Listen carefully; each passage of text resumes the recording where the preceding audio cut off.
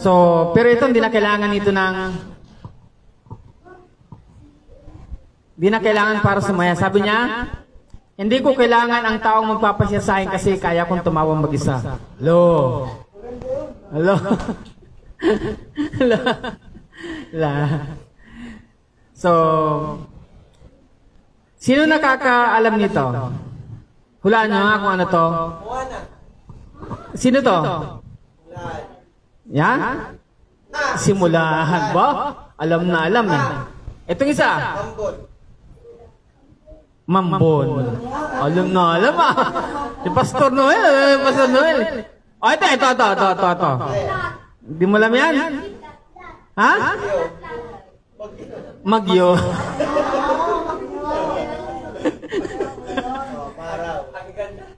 Oh, ito. Maraw. Itong isa, parang nagbahana, tsaka sabi ni Jana ng maha. Hindi yan maha kasi nagkakagulo na nga eh. Tawag dyan, milubyo. Hindi lang nagkabahad, tapos chaos na, di ba? Ito. Parang magugunaw na yung mundo. Kidlat, hindi? Ano pa? Midlat. Ha? Midlat. Grabe naman kayo, midlat. Ang tawag dyan, Pastor Noel, dito kita masusubok dito. Ano yan? Malungkot na. Yan, katapusan na ng mundo yan eh, ganyan eh. Ang tawag dyan?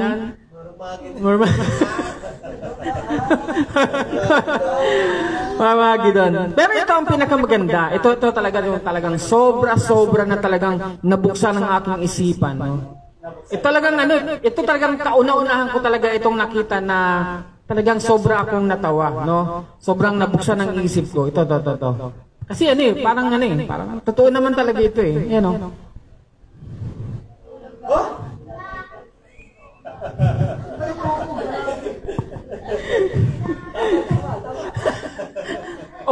May ano ka na naman. Tama, di ba? Pero... Ako nga, natulog ako magabi, pagising ko umaga. Pero di ba, lahat naman tayo naghahanap ng tawag doon ng kasiyahan. Gusto ko lang maging masaya ang araw natin. Pero lahat tayo naghahanap ng kasiyahan, tama? Ano yung bagay na magpapasaya sa atin? Uy, may pagkain. Pagkain daw. Pera. Tama, pwede rin. Pera. Wala. Kapayapan. Wow. Pastor Liit. Pastor Liit ka talaga. Grabe ito si Sak. O ano pa? Ikaw pangalan ito? Siya? Hershey. Ang ganda ng pangalan mo. Chocolate yun ha? Hershey. Kaya kapag kakusapin niya, pag wala kayo dalang chocolate, siya magpapapuya, bibigyan ka ng anong bagay na makapagpapasaya sa'yo? Ay, bahay lupa, gano'n. Maraming syota, gano'n. Oh. Ha? Ano, sa'yo? Wow. Siya. Pamilya. Ay, ikaw ano? Ano sabi ng... GM. Ano mapasaya sa GM? Alam ko na. Pamilya. Akala ko, one tooth pwedeng... Pamilya din. So, actually lahat tayo meron tayong mga bagay na inasam-asam at iniisip natin na magiging masaya tayo kapag nakuha natin yun. Tama? Halimbawa, nag-i-school ka, tapos kapag nagkaroon ka ng 100% na grade. Wow, sana all 100% na grade. O kaya magkaroon ka ng honor, with honors ka, binigyan ka. Siyempre masaya ka, di ba? Tama ba? O meron ditong malungkot pag merong honor. I-deliverance natin. Yan. So, pero sa ating pag-aaralan ngayon, si Haring Solomon ay sinubukan niya lahat, yung lahat na makapagpapasaya sa kanya. Sige, tumayo po tayong lahat at ang blue, ako ang babasa, tapos kayo ang white, okay? Verse 1 ako, verse 2 kayo. Basta lahat ng white, kayo ang babasa. Pag ang blue, ako yung babasa. Ako yung add numbers ako, no? Tama ba? Add numbers, even numbers kayo. So, sige, basahin natin. Sinubukan kong Mangangaral chapter 2 verse 1 to 7 or Ecclesiastes chapter 2 verse 1 to 7. Verse 1, sinubukan kong magpakasaya sa mga layo ng buhay pero nakita kong nawala rin itong kabuluhan.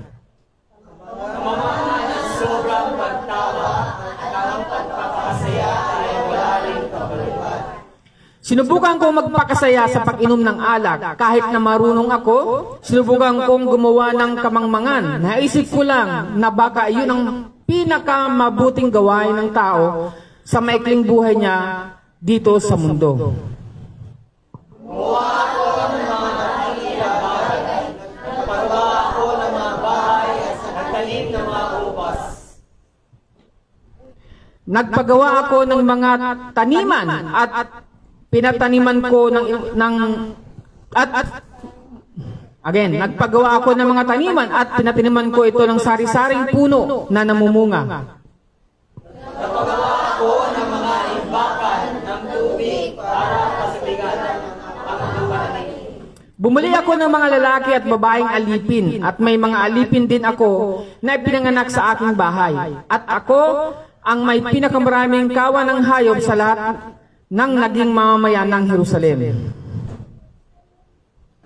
Nakaipon ako ng napakaraming ito, pila at iba pang mga kayaman ng galing sa hari at mga lugar na aking sasakupan. Marami akong mga awit, lalaki man o babae, at marami rin akong mga asawa, mga kaligayahan ng sandalaki.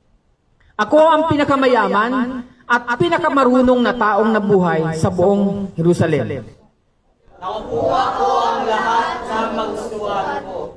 Ginawa ko ang lahat na kinakala ko mga pangkapaligaya sa akin. Nasiyahan ako sa lahat ng pinahirapan ko. Ito ang gantimpala sa lahat ng pagsisikap ko. Pero nang isipin kong mabuti ang lahat ng ginawa at pinaghirapan ko, naisip ko na walang kabuluhan ang lahat ng pinagsikapan ko rito sa mundo.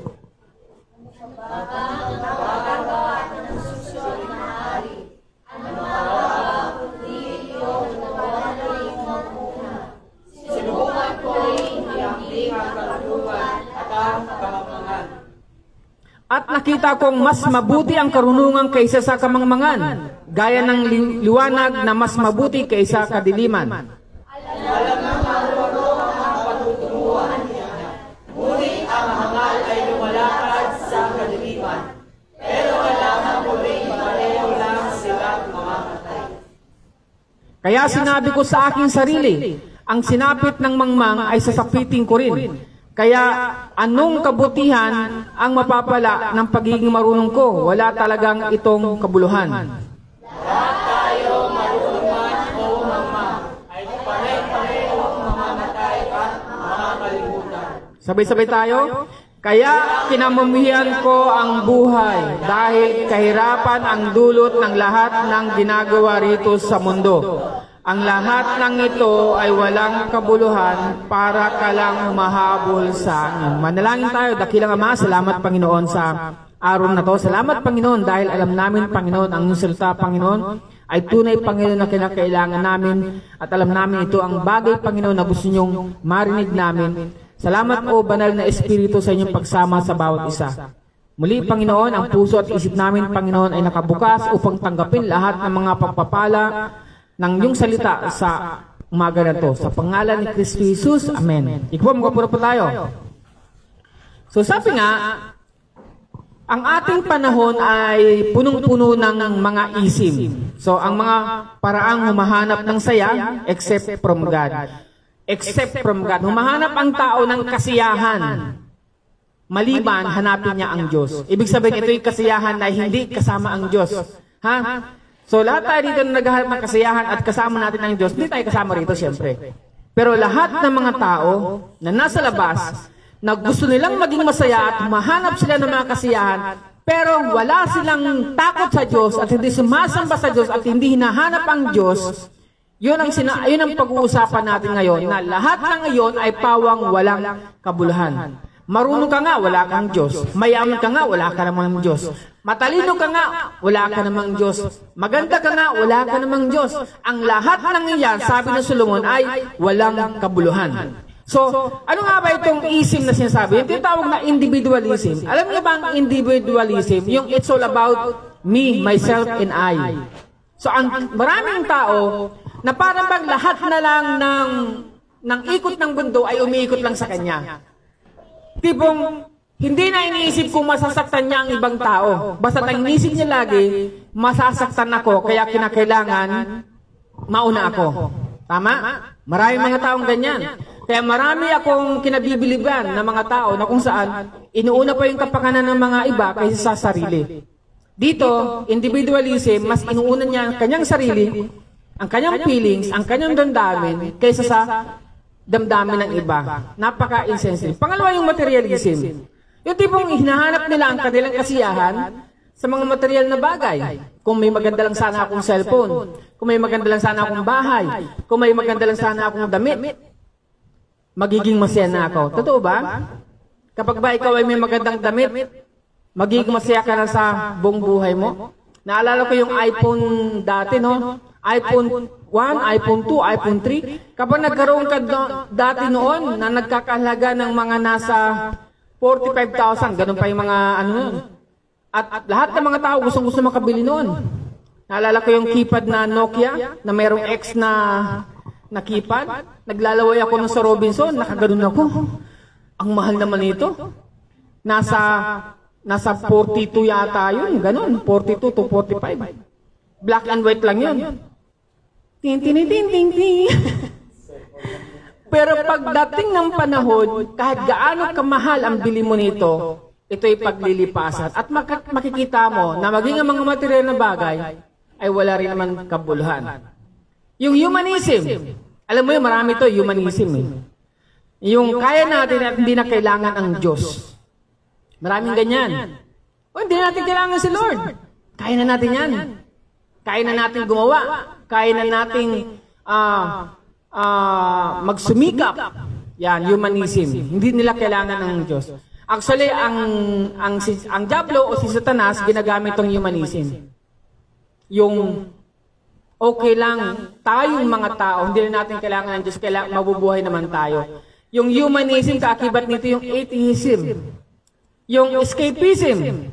Mga diversion in life para takasan ang totoo. Marami ngayon mga virtual, di ba? Ang ganda-ganda ng profile pic sa Facebook. Pero pag nagharap na kayo, ay! Grabe na makatsaka doon. Kasi hindi na siya real. So hindi ko sinasabing tawag doon, dapat tayong laging kung dugyot ka. Maganda pa rin na maging maganda ka, maging pogi ka sa profile pic. Pero sinasabi ko, iba tao ini-escape nila yung reality na kung sino sila, inaalis nila. Nabubuhay sila sa mga alias, di ba? Alias sa Facebook. Saka yung hedonism, yung kasayahan ang primary motivation. Alam niyo yung hedonism? Hedonism. Hindi ba yan? Iba yan. Yung basta't masaya ako, wala akong tinatapakan tao, basta't masaya ako. Yan. Nagpapakatotoo lang ako, gusto kong maging masaya. Hedonism yun, kapatid. Kasi, merong batas ang Diyos na hindi mo po pwedeng i-compromise. Merong batas ang Diyos hindi mo pwedeng i-compromise. Halimbawa, ikaw ay hindi na mag-aaral kasi masaya ka na hindi mag-aaral. Pwede ba yun? Di ba? Yung mga Hinduism, ganon. Kahit di ako mag-aaral, masaya naman ako. Talaga ba? Talaga ba? Di mo na makikita si crush doon sa school. Yan. So maraming tao ang gustong-gusto ng maging masaya. Kagaya ni King Solomon, sinubukan niya lahat. So alam niyo itong dopamine? Yan, yung dopamine, yung isang bagay sa utak natin na kung saan, kapag tayo ay masaya, nagre-release ng neurochemical hormones, ang ating brain, ang tawag ay dopamine. Ito ay tinatawag ding happy hormones, kaya uulitin at uulitin ang mga nagugustuhan. Bawa sa games, sa drugs, ano ba? Yung nagnanakaw, yung thrill ng pagnanakaw, di ba? Yung iba dyan, di naman mahirap eh. Mayaman eh.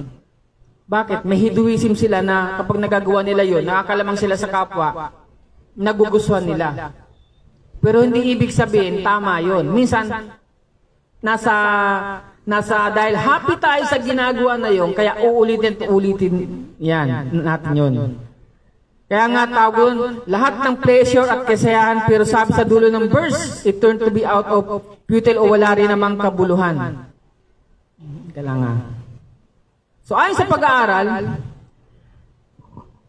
nagkakaroon tayo ng saya at kagustuhan natin pwede itong sports o ibang activities, at kung may happiness scale, pwede na ang saya natin ay mula 6 hanggang 10, kaya uulit-ulit natin yun. At yung mga nakaka-addict na mga ginagawa natin, 1,000% ang scale nito.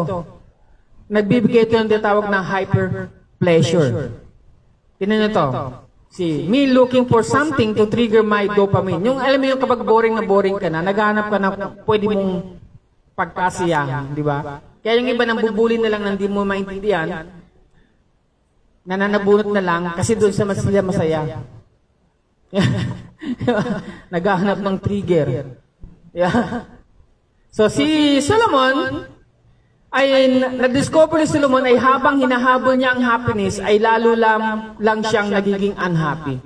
Habang hinahabol ni Solomon ang happiness, mas lalo siyang nagiging malungkot. Kaya nga sabi nga sa Ecclesiastes chapter 1, chapter 2 kasi ang binasa natin, pinilit niyang hanapin ang satisfaction sa word at sa wisdom, kaya lang wala doon. Wala doon yung satisfaction. Tapos sa chapter 2, kung saan binasa natin, itinudo na niya ang mga experiment niya, ngunit wala pa rin. Kasi ang tao naghahanap ng satisfaction o yung kasiyahan. Yung mapupulpil yung kanyang kasiyahan. Hindi mo alam, dinadaya ka na pala ng dopamine mo. Dinadaya ka na pala ng kaaway. So, hindi natin makukuha ang purpose in life kung hahabulin natin ay ang mga pleasures in life at tatalikuran ang priorities ng Diyos. Tandaan po natin yan. Pag-aaralan natin yan. Again, hindi natin makukuha ang purpose in life kung hahabulin natin ang mga pleasures in life, lahat ng mga kasiyahan. Ang dami nga nagkakakrush sa'yo, kaliwat kanan ang iyong boyfriend. Ang tanong, masaya ka ba doon? Yung ba talaga ang magpapasaya sa'yo? Pero alam mo, ang makapagpapasaya lamang sa'yo ay walang iba kung sa piling ng Panginoon. So ang ating title ngayon is Living for More. Sinong mabuhay, kung anong buhay mo, mas mabubuhay ka pang mas maganda pa. Sino gusto rito?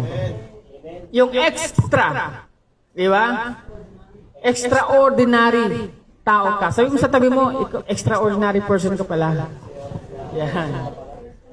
So, titinan natin, now we have to be extraordinary or living for more, yung satisfaction beyond the temporary. Kasi maraming tao hindi nakakaalam nito, hindi maintindihan na minsan ang kasiyahan natin ay panandalian lamang. At nawawala tayo doon sa tunay na pangmatagalang kasiyahan. Walang iba kundi sa Panginoon, sa paglilingkod sa Diyos, pagsishare ng gospel. Una, in search for satisfaction, Solomon tests pleasures. Sabi niya, tinest ni Solomon ang pleasures. Ano ba yung pleasures? Ha? Pleasures. Kasiyahan, di ba? Kasiyahan.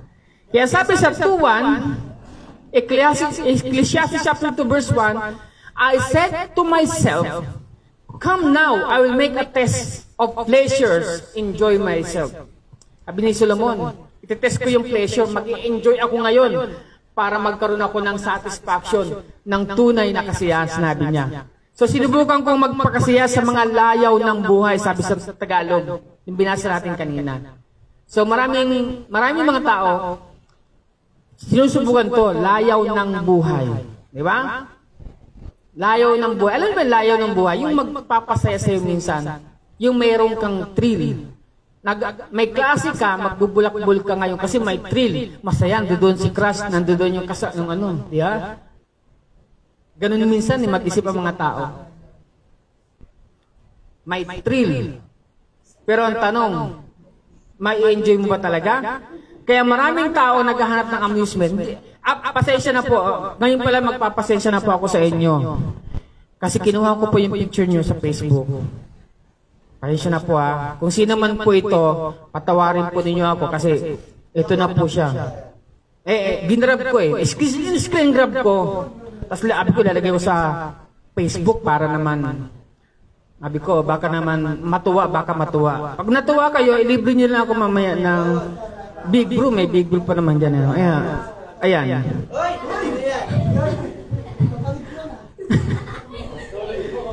Ini-screen grab ko Paisya na. Kung sino man to, patawarin po ninyo ako. Yan. So, alam niyo amusement, karamihan alam nila amusement park, Disneyland, Star City amusement park, Peria, tawag din yan amusement park. So, a word na amuse ay may meaning na to think. Pero pag linagyan mo ng A, maging amuse, ang word na amuse, ang kahulugan ay not thinking. Pag linagyan mo ng A, yung muse.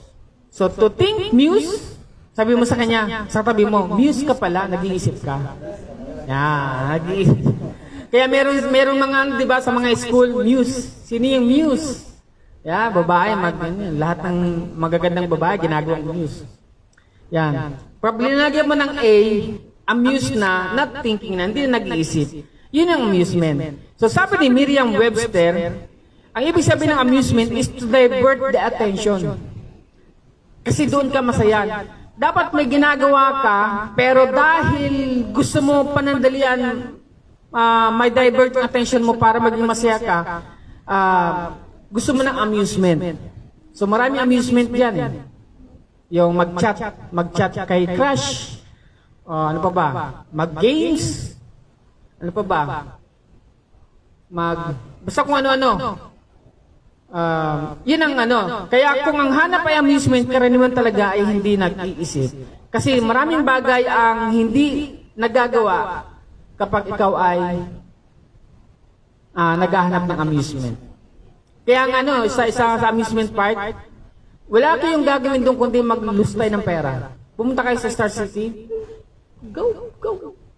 Yeah. Kaya ang ayaw ko doon yung ano, yung ganun, hindi, yung mga ganun. Roller coaster. Kasi huling sakay ko doon, naiwan yung kaluluwa ko. Buti bumalik ng ganun. Umikot.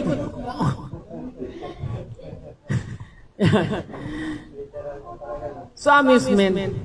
So, meron isang tao, isang artista na namatay, pero siya'y napakamasayahan tayo. Walang ibang kundi sino? Robin Williams. Kilala niyo to? Si Robin Williams ay isang masayahan tao, Peter Pan, pero siya ay namatay. Anong ginawa niya? Siya ay nag-suicide. Kaya yung katabi mo, ngingiti-ngiti lang yan, may problema yan. Malaki problema niyan. Yan. Sabi mo, kapatid, huwag ka muna mag-suicide, Magbo-boyfriend pa tayo. Ay, gano'n na. Magka-aral pa tayo. Magiging masayahin, magiging multi-millionaire pa tayo. So, pinatunayan sa Proverbs, nakita mo yung kahit masaya ka, kahit na-amuse ka, kahit lumaki ang dopamine mo, and yet at the end of the day, it's all vanity. Wala pa rin siyang kabuluhan. Kaya sabi sa Proverbs chapter 14 verse 13, even in laughter, the heart may ache. And the end of joy may be grief. Kahit masaya ka, kahit tumatawa ka, pero yung puso mo totoo lang, minsan, broken. Oh. Yan. Tinan mo yung katabi mo, masayahin yan, pero broken ang puso niya. Hindi pinansin niya ano yan. Sabi niya, at yung end ng joy, ng kasiyahan, yung pinakadulo niya, ay hinagnapis. Sa pag-isipan niyo ito, sin is fascinated, a sin fascinates, and then it's assassinates, it thrills, and then it kills. Parang napapascinate ka lang una, tapos dahil sa kasalanan bilang i-assassinate na, tapos mayroon siyang thrill, badang huli, wala ka na. Papatayin ka na ng kasalanan na meron ka. Pangalawa, in search for satisfaction, Solomon tried projects. Sabi mo projects. Anong una? Pleasures.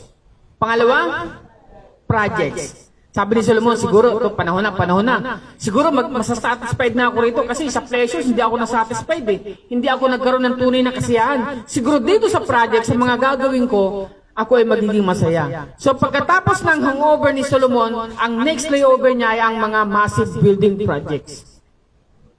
Tingnan natin, sabi nga, sa 2:4-6 na Ecclesiastes, I made great works, magagandang works. I built houses and planted vineyards for myself.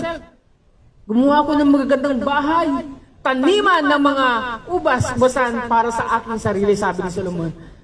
I made myself garden and parks and planted in them all kinds of fruit trees. Diba ang ganda nun, ano? Lahat na lang ng halaman, meron kang garden, meron kang magagandang building, meron kang kastilyo. Magaganda ang mga gawa na meron doon. I made myself pools from which the waters and the forests of growing trees. So meron siyang swimming pool. Gumawa siya ng paliguan. So nung panahon na yun, napakaganda na yan. Pero nakita niya, sabi ni Mick Jagger, I can get any satisfaction. Wala pa rin satisfaction si King Solomon. I can get no satisfaction. Yan. I can get any satisfaction, sabi ni Mick Jagger. Kasi ganun talaga ang tao. Kilala mo si Mick Jagger? I don't wanna close my eyes. Don't. Aerosmith ba yan? Mick Jagger?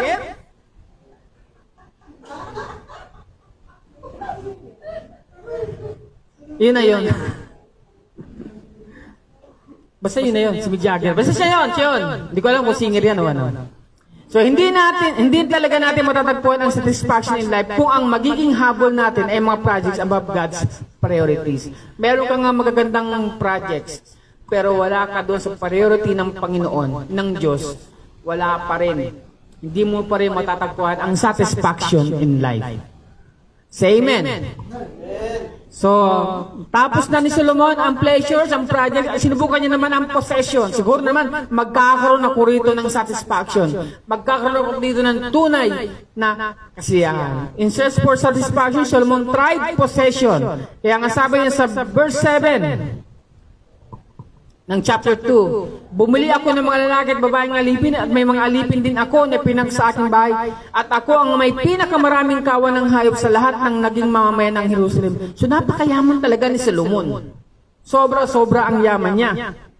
Marami siyang mga muchacho, mga alipin. Di ba? Mga katulong. Lahat ng nasakupan, lahat yan, nagtatrabaho sa kanya. Nakaipon ako ng napakaraming ginto, pilak, at iba pang mga kayamanang galing sa mga hari at lugar na aking nasasakupan. Ba? Sobrang ginto na yan. Sana all. Hindi lang ginto, may pilak din at kayamanan. Marami akong mga awit. Siguro araw-araw may concert tong si Solomon. Diba? Lalaki man o babae at marami rin akong mga asawa at kaligahan ng isang lalaki. Marami siyang asawa, di ba? Si Solomon. Pero, hindi pa rin niya doon nakita ang tunay na kasiyahan. Possession, marami siyang possession. Sa panahon natin ngayon, kung ang panahon ng yaman ni Solomon sa stocks at bonds ay higit pa kila Elon Musk, Jeff Bezos, Bill Gates at Warren Buffett. Kilala niyo ba si Warren Buffett? Yun.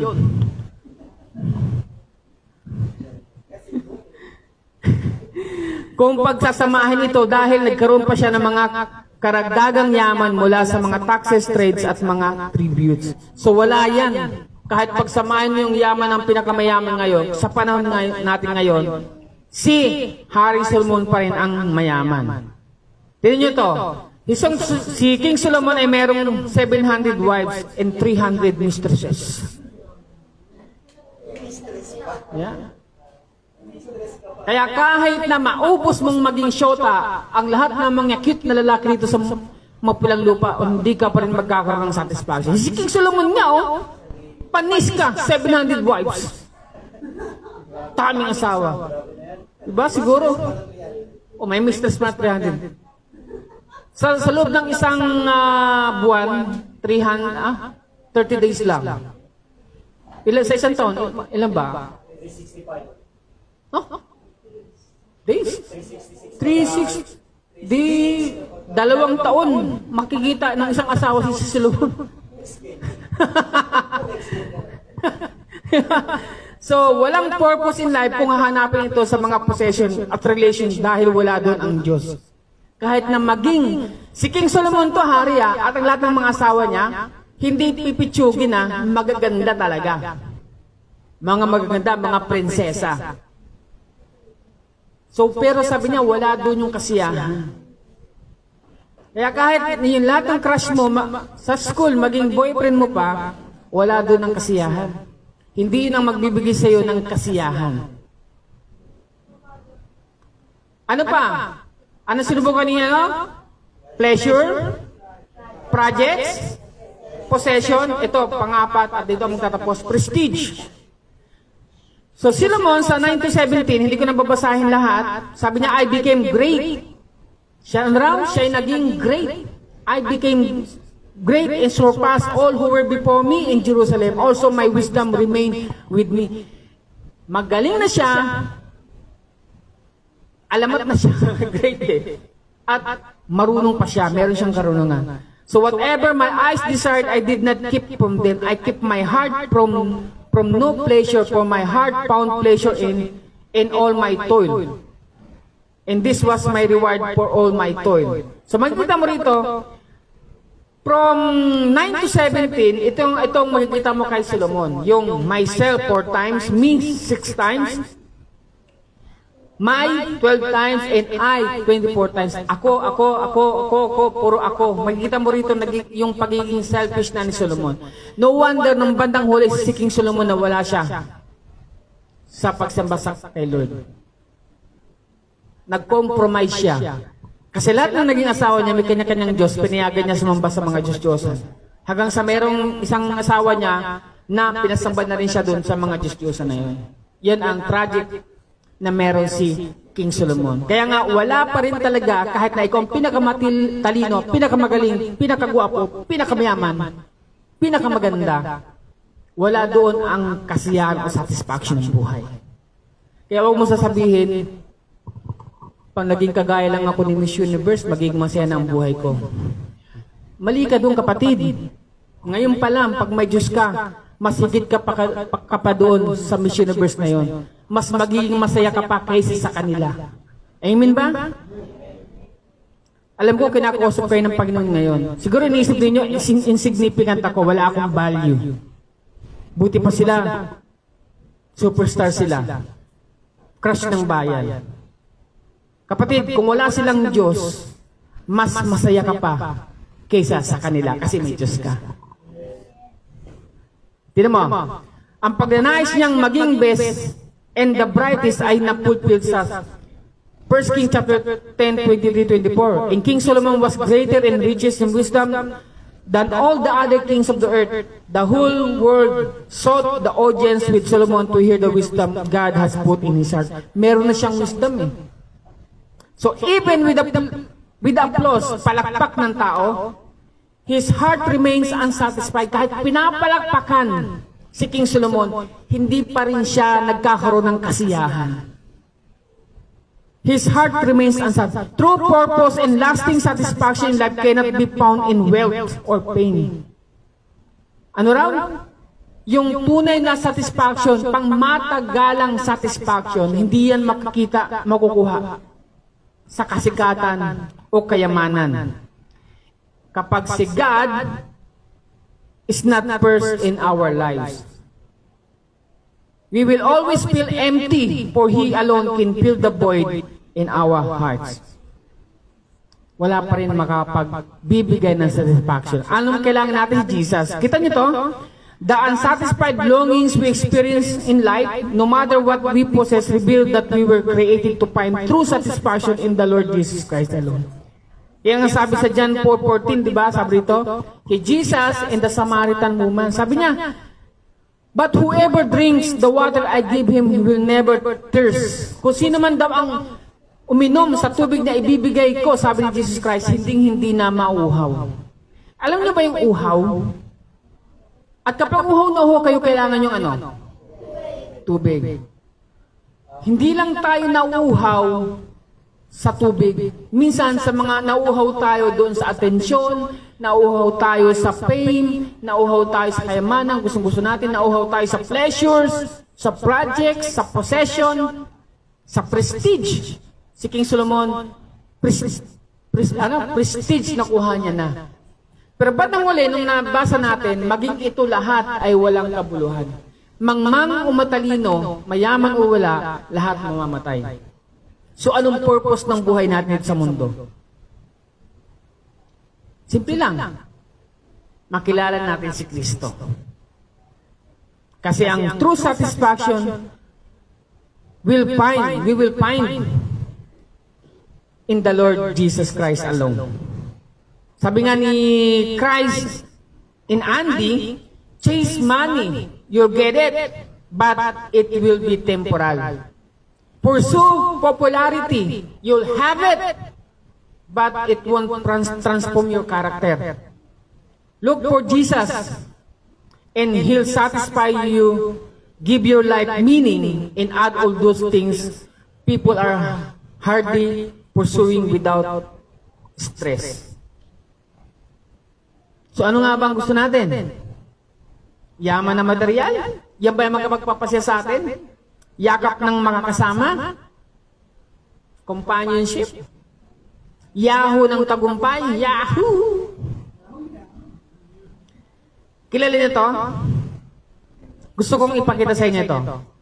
Si Brian Velasco. Siya yung drummer ng Razorback. So Brian Velasco had a change week before he committed suicide when his dog Alfie died. Ang aso lang niya ang namatay.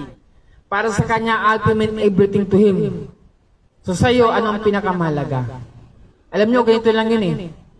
Kaya gusto kong pag-usapan natin do para sabihin sa'yo, hindi yung mga pinupurso natin sa buhay ngayon ang tunay na makapagpapasaya sa'yo. Kasi kung sino ang nakapagpapasaya sa'yo, yun din ang makapagbibigay sa'yo ng sobrang lungkot. Naalala ko, no, sa UP, mayroong isang estudyante na nagpakamatay dahil hindi siya natanggap sa entrance exam. Iniisip niya, yun ang makapagpapasaya sa kanya.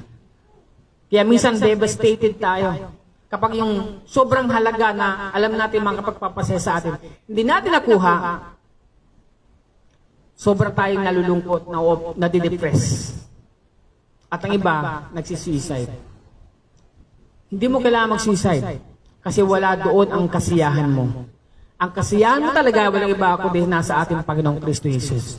Mapalad kayo nandito kayo kasi naririnig nyo ito. Kasi merong magmamata sa inyo, sasabihin sa inyo, hindi mo kaya. Sasabihin sa inyo, pangit ka. Sasabihin sa iyo, wala kang talino. Sasabihin sa iyo, wala kang galing.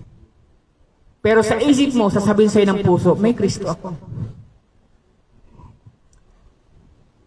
Problem will not bring you down.